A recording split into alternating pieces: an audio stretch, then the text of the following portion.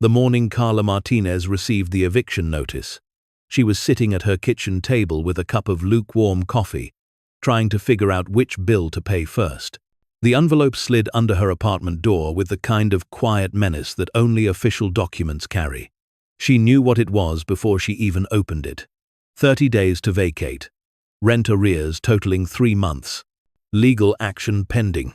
Her 7-year-old daughter, Sophie, stood in the doorway of their cramped bedroom, still in her pajamas, clutching the stuffed elephant her father had given her before he left, before the accident that took him 2 years ago. If you're enjoying this deep dive into the story, hit the subscribe button and let us know in the comments from where in the world you are watching from today. Before the medical bills that swallowed Carla's savings, before everything good in their lives crumbled into dust. "Mummy, are we moving again?" Sophie's voice was small, already resigned to instability at an age when other children still believed in fairy tales. Carla folded the notice carefully, her hands steady despite the panic clawing at her chest. "Maybe, baby, but it's going to be okay. I promise." It was a promise she had no idea how to keep. At 32, Carla had become an expert in disappointment. She worked 2 jobs, morning shift at the diner on 5th Street, evening shift cleaning offices downtown. Her hands were perpetually raw from bleach and dishwater. Her back ached from standing for 12-hour days. And still, there was never enough. Never enough for rent. Never enough for Sophie's school supplies. Never enough for the groceries that would last more than 3 days. The other waitresses at the diner had stopped asking her to go out for drinks after work. They'd learned that Carla Martinez didn't have time for fun, didn't have money for extras, didn't have anything beyond the grinding machinery of survival. Some pitied her. Others whispered that she should have been smarter, should have saved more when her husband was alive, should have family to help. What they didn't know was that Carla's family had written her off years ago, when she'd married Miguel against their wishes. And Miguel's family? They'd disappeared the moment the life insurance ran out, taking with them the last shreds of support she'd hoped for. That afternoon, between her shifts, Carla sat in the public library with Sophie, scrolling through rental listings on the computer. Everything was too expensive. Even the basement apartments in questionable neighborhoods, even the rooms for rent in houses filled with strangers, even the mobile homes an hour outside the city required deposits she couldn't afford. Sophie colored quietly beside her, drawing pictures of houses with big yards and dogs, the kind of life she'd never known. Carla's throat tightened as she watched her daughter's small hands move the crayons across paper, creating a world that felt impossibly distant. "We could live in a castle," Sophie suggested, not looking up from her drawing. "Or maybe a boat. That would be like an adventure." Carla smiled despite herself, reaching over to tuck a strand of dark hair behind Sophie's ear. "A boat, huh? That would be something." She didn't mean anything by it. Just the kind of empty encouragement parents offer when reality is too harsh to face. But the words stuck with her. Boat. She'd grown up near the marina, had spent summers watching the sailboats glide across the harbor, had once dreamed of a life that involved horizons instead of walls. That night, unable to sleep, she found herself scrolling through classified ads in ways she'd never considered before. Storage units for rent, garage conversions, and then, buried at the bottom of a desperate seller's forum, she saw it. Houseboat for sale. Marina slip included, for 6 months, $250 cash, as is condition. Moorage at Riverside Marina. Slip 23. Must see to believe. No reasonable offer refused. The price alone made her pause. $250. That was less than a security deposit on the cheapest apartment she'd found.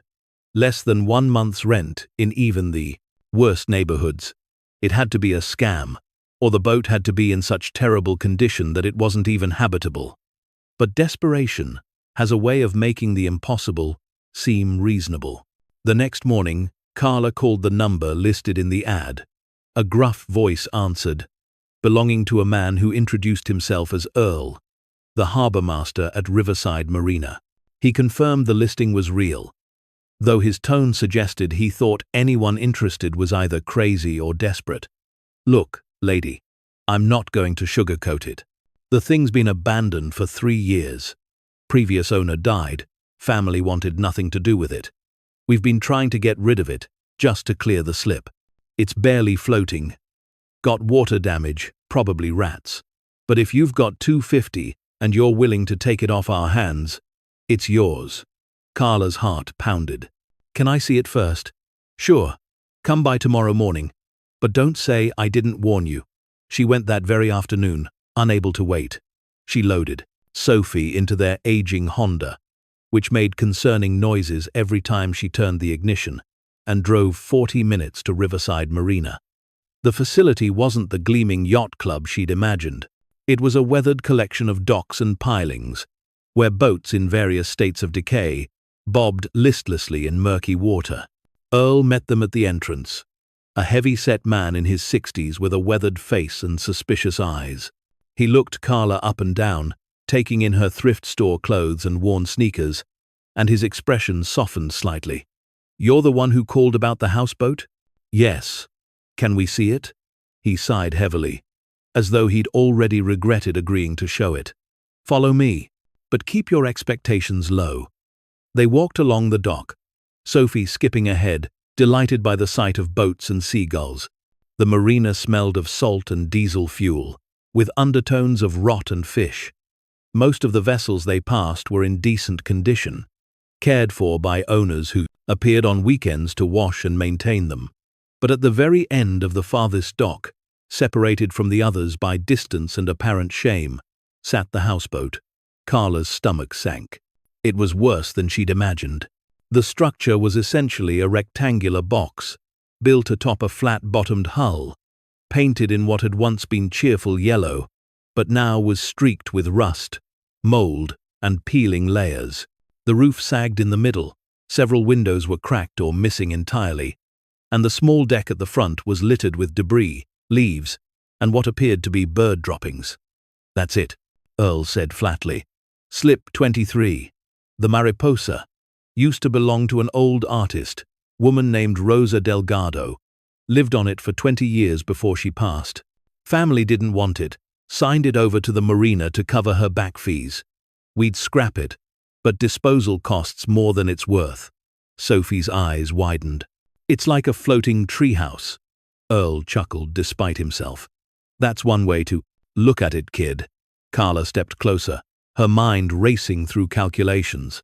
The structure was terrible, yes, but was it livable? Could she make it work, even temporarily? It would buy them time, keep a roof over their heads while she figured out something more permanent. "Can we go inside?" Earl hesitated. "At your own risk. Structure's not exactly sound." He produced a key from his pocket, rusty and worn, and unlocked the door. It stuck in the frame, swollen from water damage, and required his shoulder to force it open. The smell that escaped was overwhelming: mildew, decay, and something faintly sweet that suggested rot beneath the floorboards. Inside was a single large room that served as combined living space, kitchen, and bedroom. The ceiling was stained with water damage. The floor was warped and soft in places, and everything was coated in a layer of grime. But there were also glimpses of what it had once been: hand-painted tiles around a small sink, built-in shelves along one wall, a window that, despite its cracks, offered a view of the water. Sophie ran to the window immediately. "Mommy, look! We can see the ducks!" Carla's throat tightened. Her daughter saw adventure where she saw disaster. But maybe that was exactly what they needed: someone who still believed things could be beautiful. She turned to Earl. "The slip is included? 6 months paid up. After that, it's $200 a month if you want to stay." $200 a month was less than a third of what she'd been paying in rent. If she could make the structure livable, even barely, it would save them. "Does it have electricity? Water? Hookups are there, but I can't guarantee they work. Previous owner had them." If you find this story engaging, please take a moment to subscribe and enable notifications. It helps us continue producing in-depth content like this. But it's been disconnected for 3 years. You'd need to get it inspected and reconnected through the utility company. Carla walked slowly through the space, testing floorboards, examining walls. It was terrible. It was possibly dangerous. It was absolutely the worst living situation she'd ever considered. It was also the only option she had.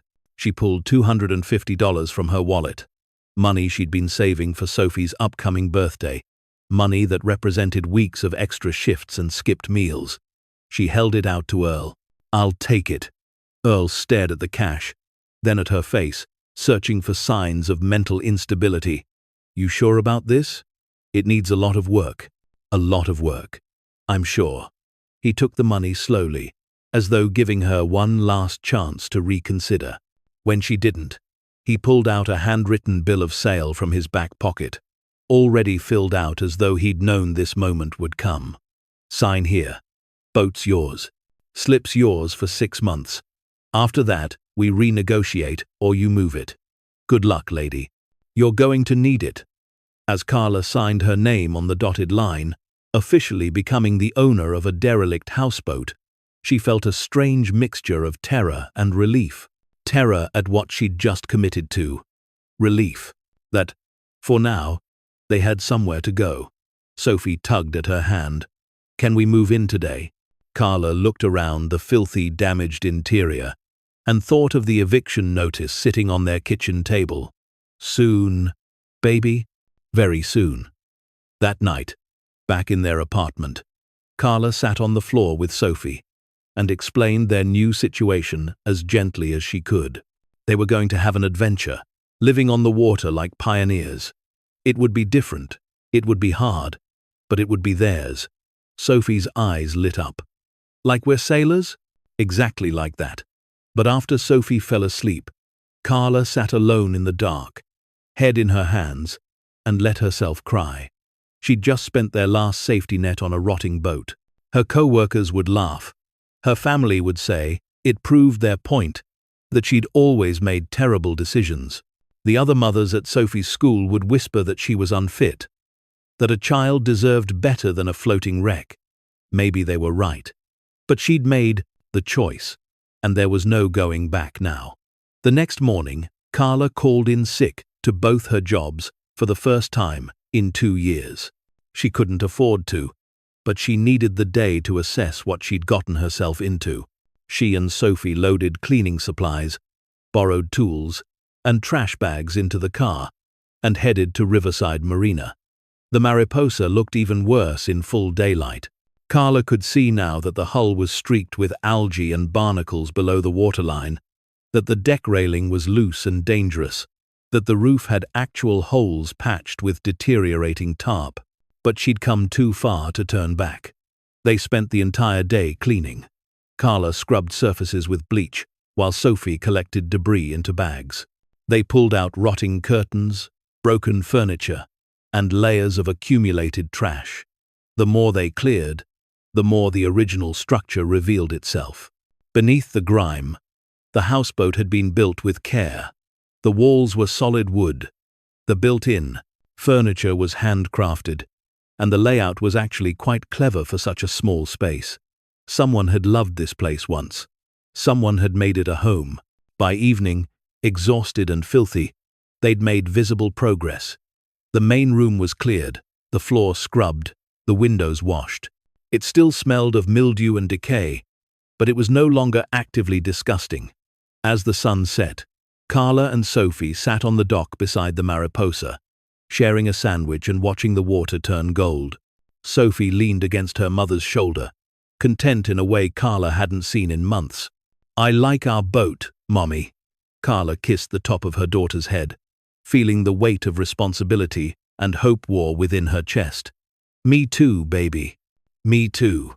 Over the following week, Carla threw herself into the renovation with desperate energy. She worked her morning shift at the diner, spent the afternoon on the houseboat, then rushed to her evening cleaning job. She slept only a few hours each night, fueled by coffee and the terror of failure. She learned quickly that living on a boat required skills she didn't have. She taught herself basic plumbing to fix the leaking pipes, watched YouTube videos on electrical wiring to restore power, and discovered that patching a roof on a floating structure was exponentially harder than on land. Money was the constant obstacle. Every repair needed supplies she couldn't afford. She scavenged materials from construction dumpsters, accepted cast-offs from neighbors, and stretched every dollar until it screamed. A friend from the diner, Maria, brought over paint samples she'd gotten for free from a hardware store clearance. Another waitress donated old curtains. The universe, it seemed, had decided to throw her the smallest of lifelines. The other boat owners at the marina watched her efforts with a mixture of pity and curiosity. Some offered advice, pointing out structural issues she'd missed, or warning her about winter weather patterns. Others kept their distance, as though poverty might be contagious. One man in particular seemed to watch more than the others. He was in his 60s, lean and weathered, with the look of someone who'd spent a lifetime on the water. His yacht, the Providence, was moored 3 slips down, a beautiful vessel maintained with obvious care. He never offered to help, but Carla often felt his eyes on her as she worked. It made her uncomfortable, though she couldn't say why. He never spoke to her, never approached. He just watched.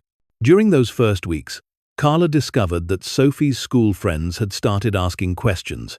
Why did Sophie smell like fish sometimes? Why didn't she have a real address anymore? The school secretary had pulled Carla aside one afternoon.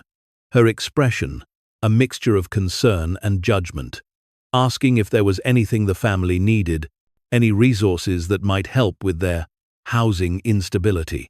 The words stung more than they should have. Housing instability.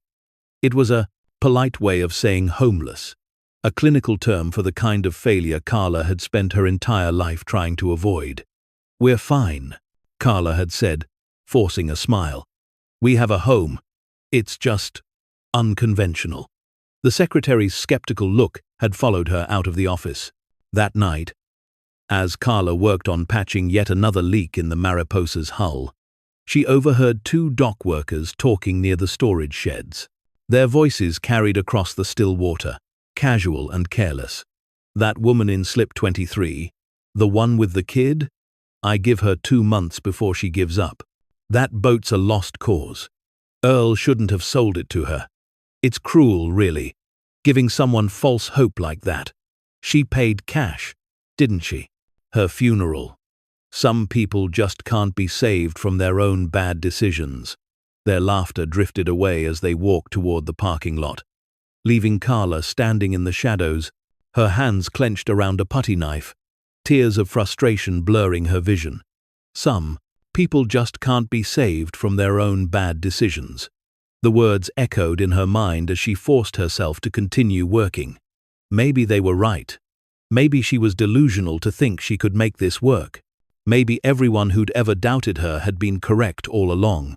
But when she climbed back inside the houseboat and saw Sophie asleep in her sleeping bag, surrounded by the drawings she'd taped to the walls, transforming the shabby interior into something that felt like home, Carla found her resolve hardening. She would prove them all wrong, not because she needed their approval, but because her daughter deserved to see that fighting for something, even when it seemed impossible, was worth it. After 2 weeks of grueling work, the Mariposa was barely livable.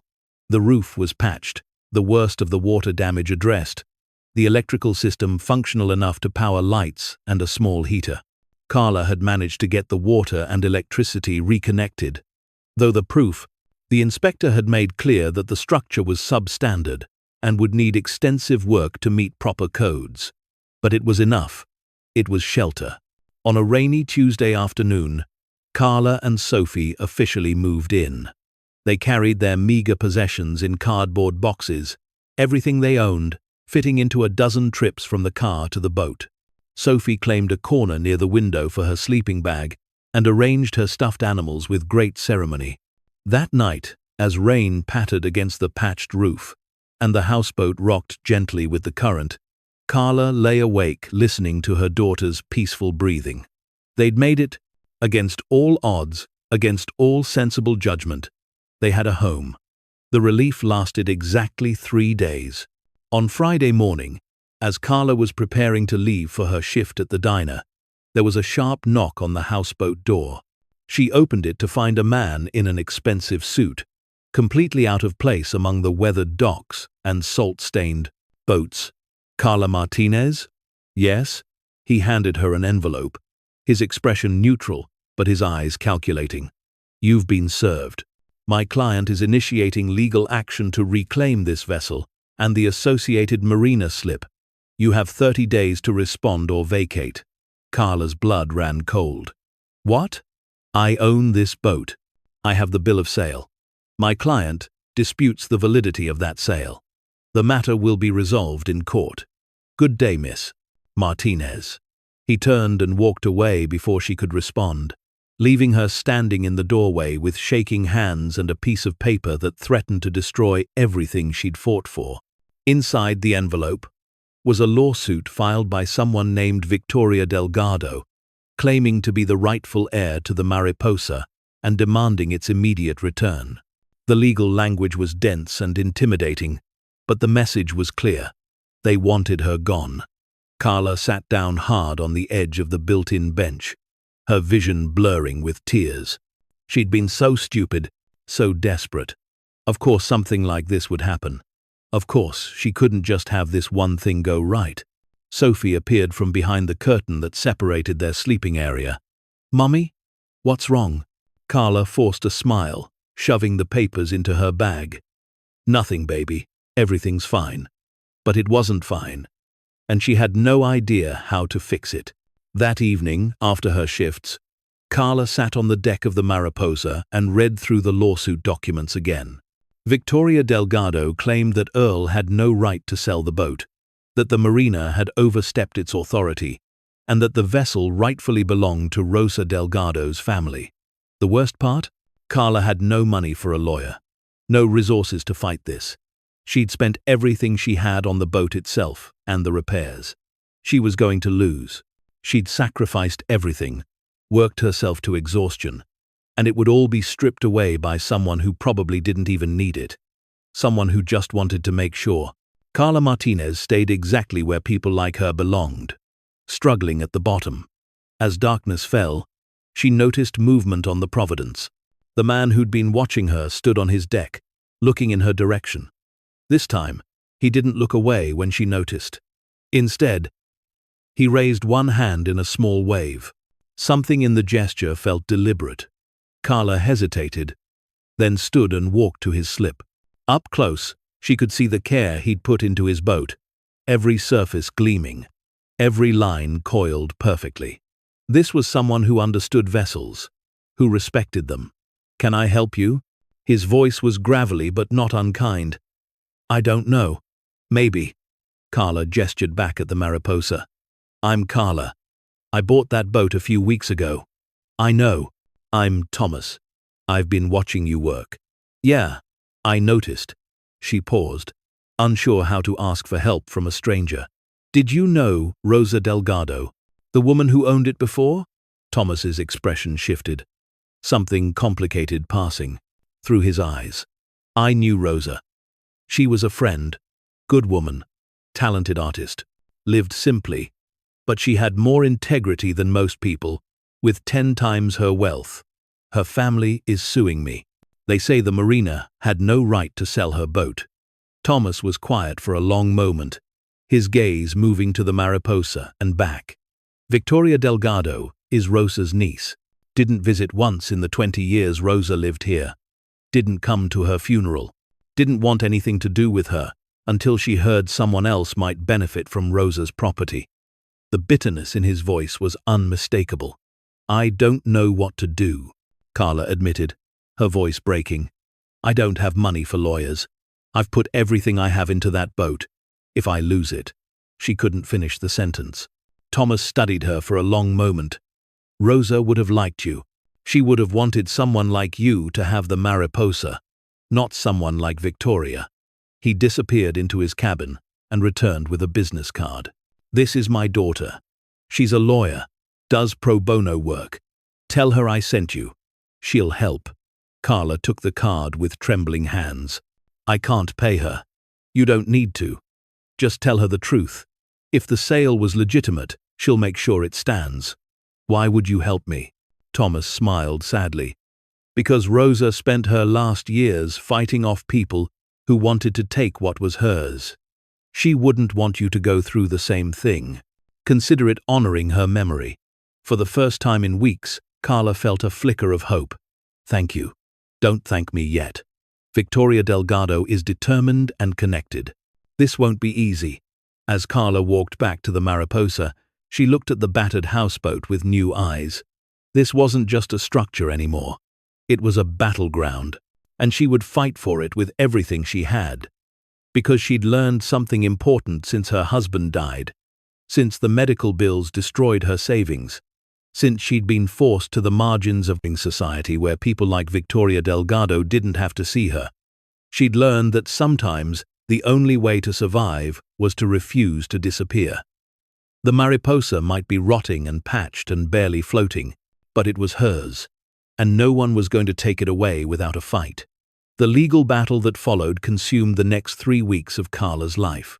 Thomas's daughter, Rebecca, turned out to be a fierce advocate who took one look at Earl's bill of sale and the marina's records and declared the lawsuit frivolous harassment designed to intimidate. But as Rebecca explained during their second meeting, held at a coffee shop because Carla was too embarrassed to invite anyone onto the still dilapidated houseboat, having a legitimate legal position didn't mean winning was guaranteed. "Victoria Delgado has family money and connections," Rebecca said, spreading documents across the small table.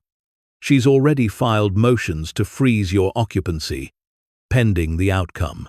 Essentially, she wants you evicted while the case proceeds, which could take months." Carla's stomach dropped. "Can she do that?" "She can try. We'll fight it. But there's something else you should know." Rebecca pulled out a document highlighted in yellow. "Victoria's lawyers are claiming the boat contains family heirlooms and personal property that were never properly inventoried. They're suggesting you've potentially stolen items of significant value."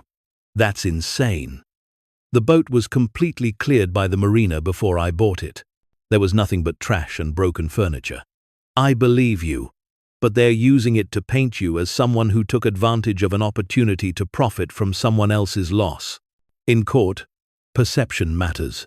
The hearing was scheduled for the following Monday. Carla took the day off from both jobs, losing wages she desperately needed, and put on her only professional outfit, a skirt and blouse she'd worn to Miguel's funeral 2 years earlier. The courtroom was smaller than she'd expected, and colder. Victoria Delgado sat at the plaintiff's table with 2 expensive-looking lawyers. Her outfit probably worth more than Carla earned in 3 months.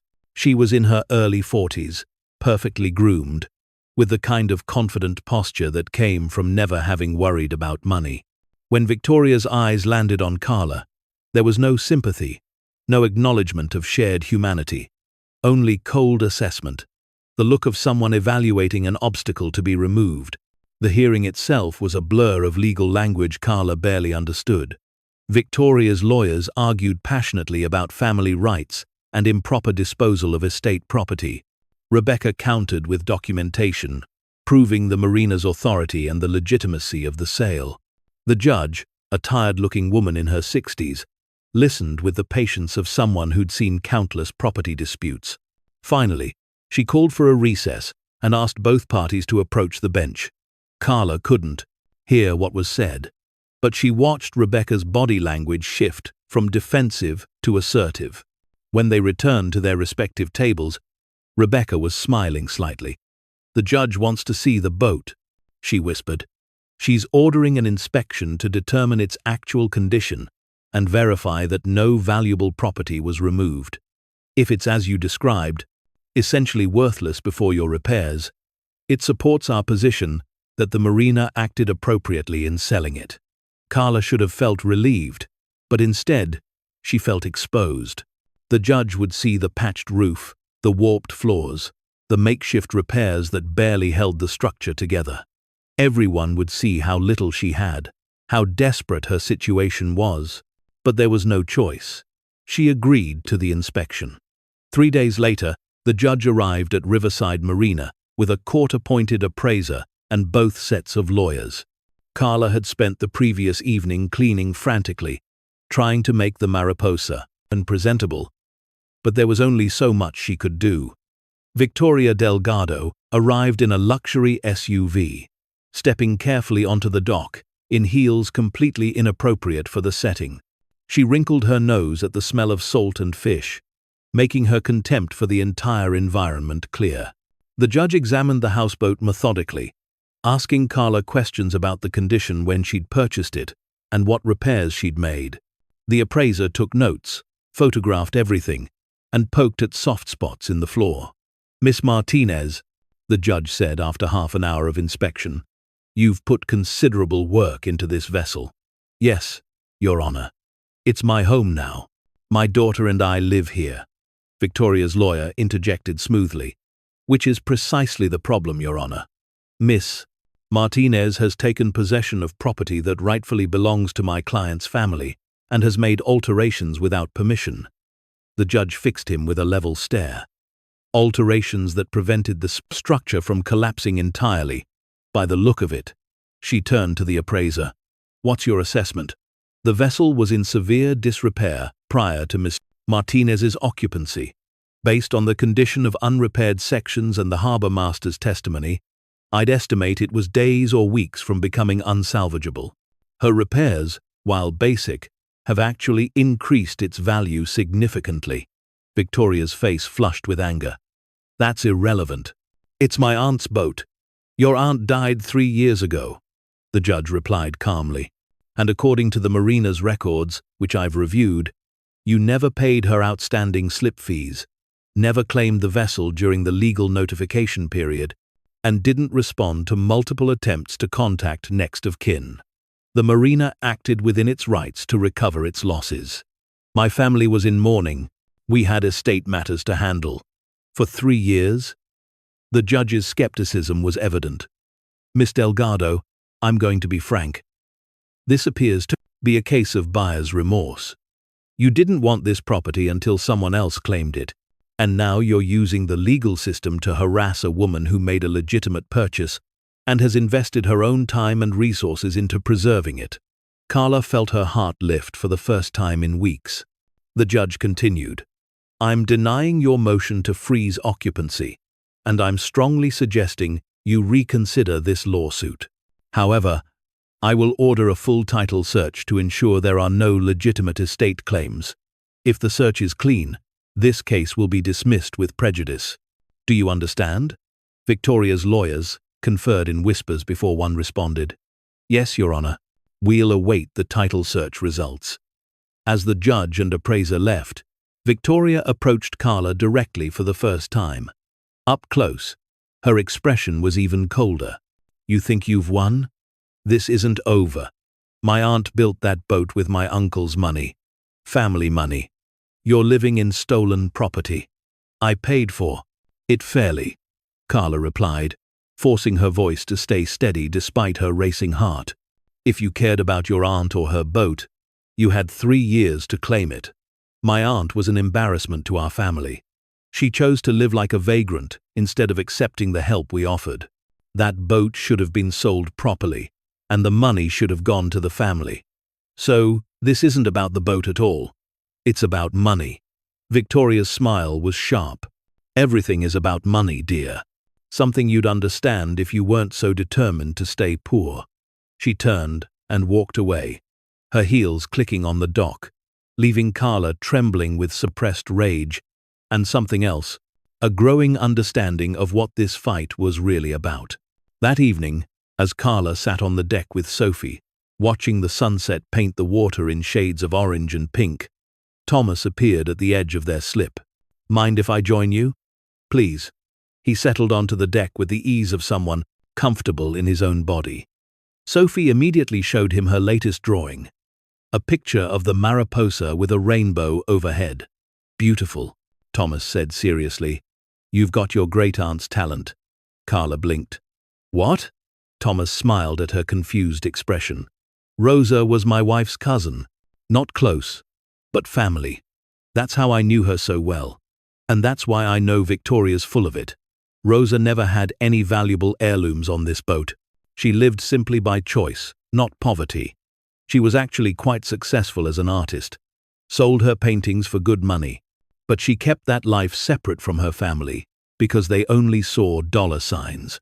Why didn't you say something before? Because it wasn't my fight. And I didn't know if you'd stand up for yourself. He looked at her appraisingly. But you did. You're tougher than you look. I'm not tough. I'm desperate. Sometimes that's the same thing. Sophie tugged at Thomas's sleeve. Do you know stories about the boat lady? The one who lived here before us? Thomas's eyes crinkled with warmth. Oh, I know many stories about Rosa. Would you like to hear one? As the old sailor began telling Sophie tales of Rosa's adventures on the water, Carla felt a strange connection forming, not just to Thomas, but to the woman who'd lived on this boat before her, another person who'd been judged, dismissed, and underestimated, another person who'd chosen her own path, despite what family expected. The title search took another 2 weeks, during which Carla continued working her double shifts and making slow improvements to the Mariposa. She replaced rotting deck boards, reinforced the railing, and even managed to fix the small stove so they could cook actual meals instead of relying on a hot plate. The other marina residents had warmed to her presence. They saw her working in the early mornings before dawn, returning late at night, never complaining, always pushing forward. Gradually, they started helping. Someone donated marine-grade paint. Another helped her seal the hull properly. The community that had seemed indifferent revealed itself to have more kindness than she'd expected. But underneath the daily routine, Carla felt a growing unease. The Mariposa was stable now, livable, almost comfortable. But there was something about it that nagged at her, a sense that she was missing something important. The hull rode lower in the water than seemed right, even accounting for the weight of their possessions. The distribution felt odd, as though the boat was heavier on one end than the other. She'd mentioned it to Thomas, who'd agreed to help her inspect the underside. On a cold Saturday morning, they arranged for a diver from the marina's service company to check the hull for damage or excessive barnacle growth. The diver, a young woman named Jules, arrived with her gear and a professional attitude. Shouldn't take more than an hour, Jules said, pulling on her wetsuit. I'll check for cracks, assess the keel, and look at the attachment points. If there's any structural damage, you'll want to know before winter storms hit. Carla and Thomas waited on the deck, while Jules disappeared beneath the murky water. Sophie was at school, spared the anxiety of watching strangers examine their home for fatal flaws. 20 minutes passed, then 30, then 45. Thomas frowned. She should have surfaced by now. Just as he spoke, Jules broke the surface, her face unreadable behind the dive mask. She swam to the dock and pulled herself up with more urgency than seemed necessary. You need to see this, she said, pulling off her mask. Her eyes were wide. There's something attached to the bottom of your boat. Carla's stomach dropped. Damage? No, not damage. There's a cargo container welded to the underside of the hull. Professional work. Looks like it's been there for years. It's why your boat sits so low in the water. Thomas and Carla exchanged glances. What kind of cargo container? Thomas asked. Maritime grade, sealed tight, big enough to hold significant weight. Jules hesitated. Look, I don't know what's in it, and I don't want to know. But whatever it is, it's the reason this boat felt off to you.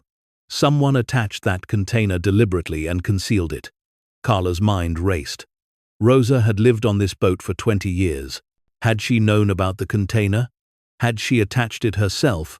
Or was it there before she'd acquired the vessel? Can it be removed? Thomas asked. It's welded. You'd need professional equipment, and probably need to haul the boat out of the water. But here's the thing. Jules looked directly at Carla. Before you do anything, You might want to know what's inside.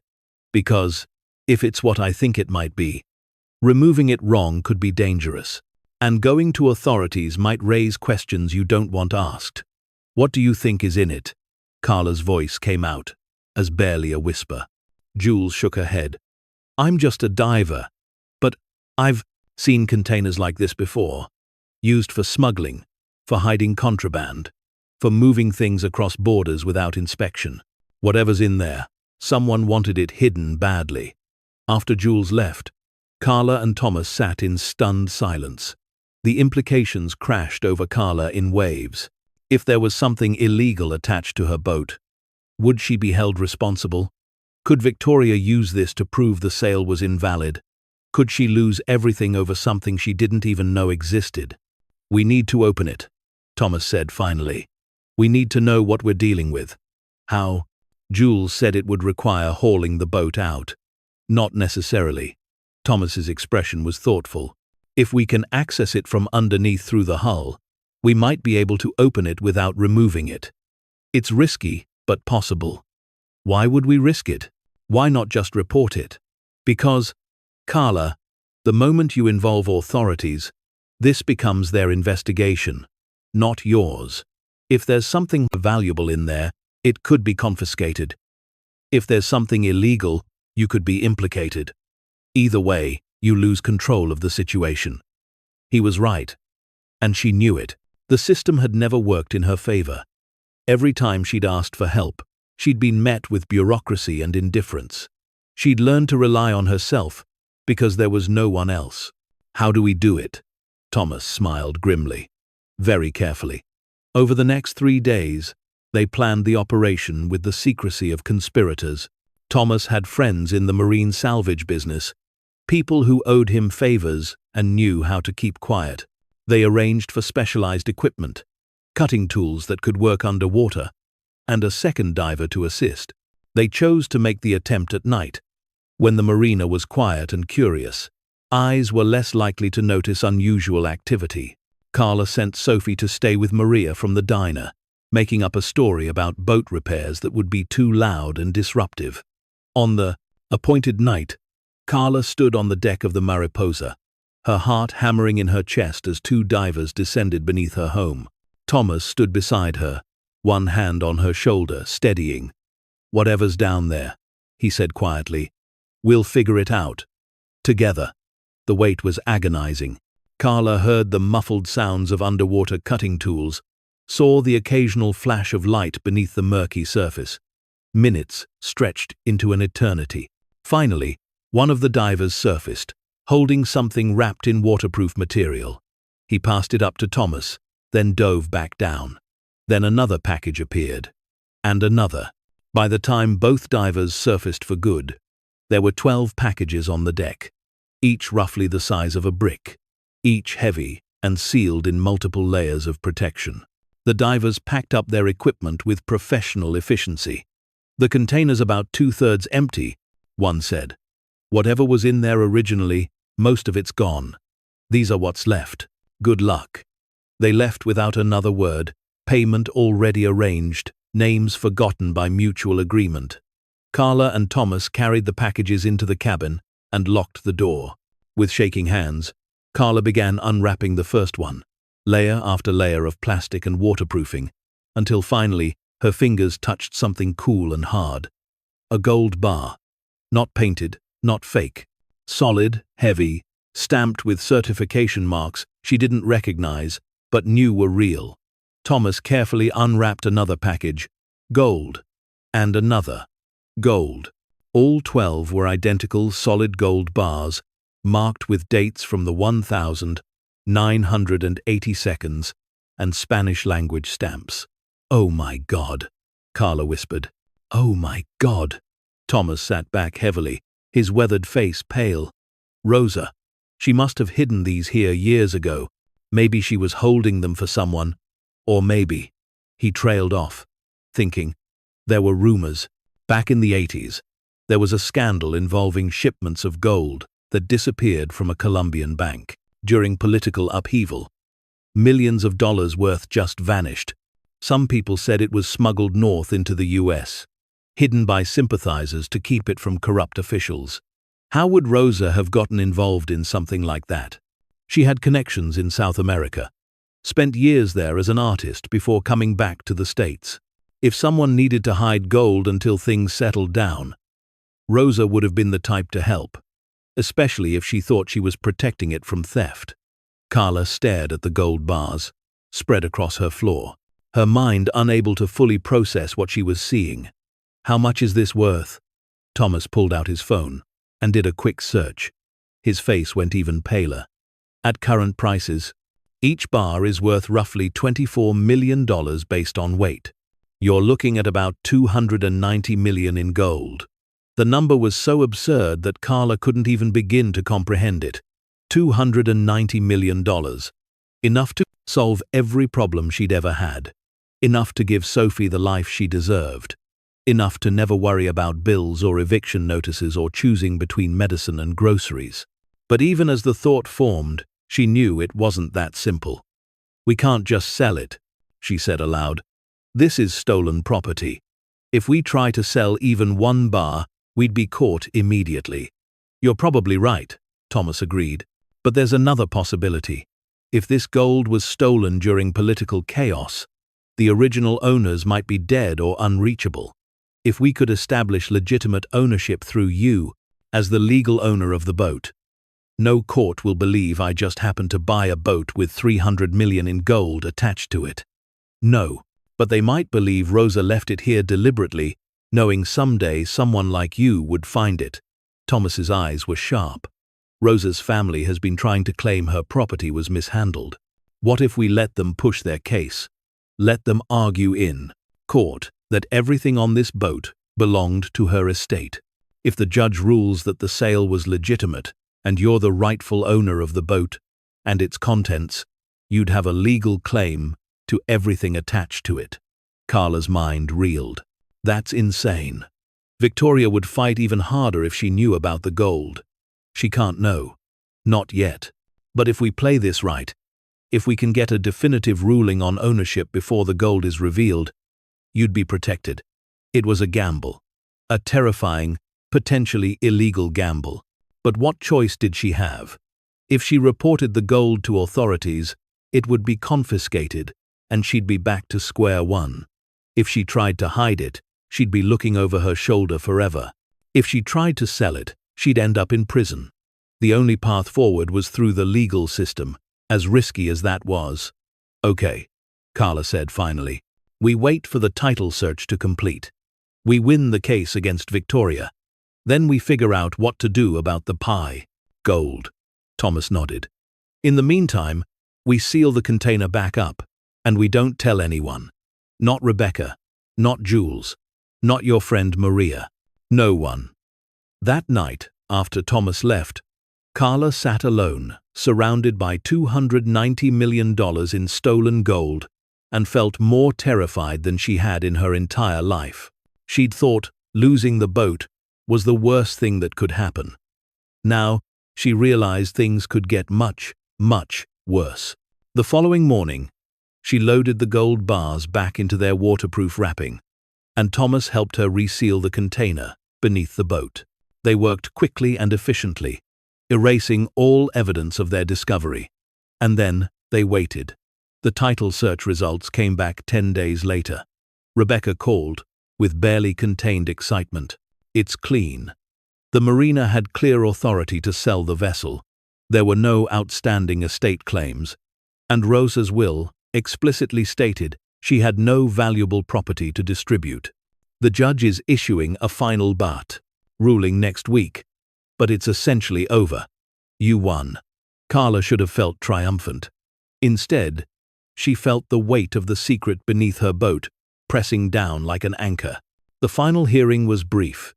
The judge ruled in Carla's favor, dismissed Victoria's lawsuit with prejudice, and ordered Victoria to pay Carla's legal fees.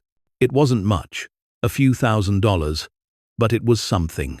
Victoria left the courtroom with her lawyers, her face rigid with suppressed fury. She didn't look at Carla, didn't acknowledge her existence. She simply walked away, defeated. Carla stood in the courthouse hallway, Rebecca congratulating her, Thomas smiling with quiet approval, and felt the burden of choice settle onto her shoulders. She owned the boat. The judge had ruled definitively. According to the law, everything attached to or contained within the Mariposa belonged to her, including $290 million in gold. That night, she sat Sophie down for a serious conversation. Her daughter was 8 now, old enough to understand some things, too young to comprehend others. "Baby, I need to tell you something.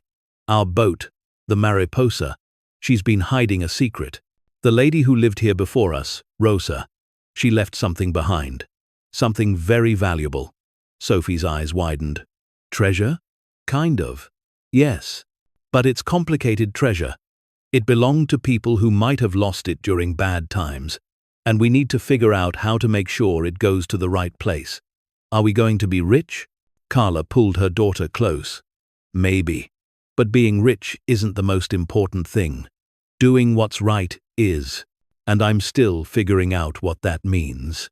Over the next few weeks, Carla consulted quietly with experts, art recovery specialists, lawyers who dealt with international property claims, historians who knew about South American political history in the 1980 seconds. She built a case, carefully and methodically, establishing that the gold had been hidden decades ago, that Rosa had likely been protecting it, and that no current claims existed from legitimate owners.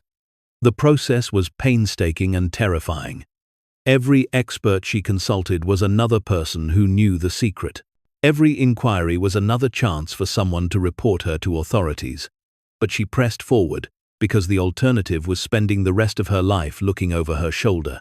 Finally, 9 months after she'd bought the Mariposa for $250, Carla sat in the office of a federal attorney specializing in recovered assets. She laid out the entire story, provided documentation of her ownership, and explained her situation. The attorney, a serious woman named Patricia Chen, listened without interruption. When Carla finished, Patricia sat back and steepled her fingers. "This is one of the most unusual cases I've seen. Legally, you have a strong position. The gold was attached to property you legally own, and there's no evidence of recent theft or criminal activity on your part. However, establishing clear title to the gold itself will require proving no legitimate claims exist. How do I do that? Public disclosure. We file with the appropriate authorities. Establish a claims period during which any legitimate owners can come forward. And if no valid claims appear, the gold becomes yours, free and clear. And if someone does claim it, then we evaluate whether their claim is legitimate. But given the age of the gold and the circumstances of its concealment, I doubt any credible claims will emerge." The process took another 6 months. 6 months during which Carla continued working her 2 jobs, continued living on the Mariposa, continued raising Sophie in the floating home that had become their sanctuary. The story eventually leaked to the press. Single mother discovers fortune hidden under houseboat. It made regional news, then national news, then international headlines. Journalists camped outside the marina. Strangers sent letters offering investment advice, marriage proposals, or simply asking for money. Through it all, Carla stayed quiet and steady.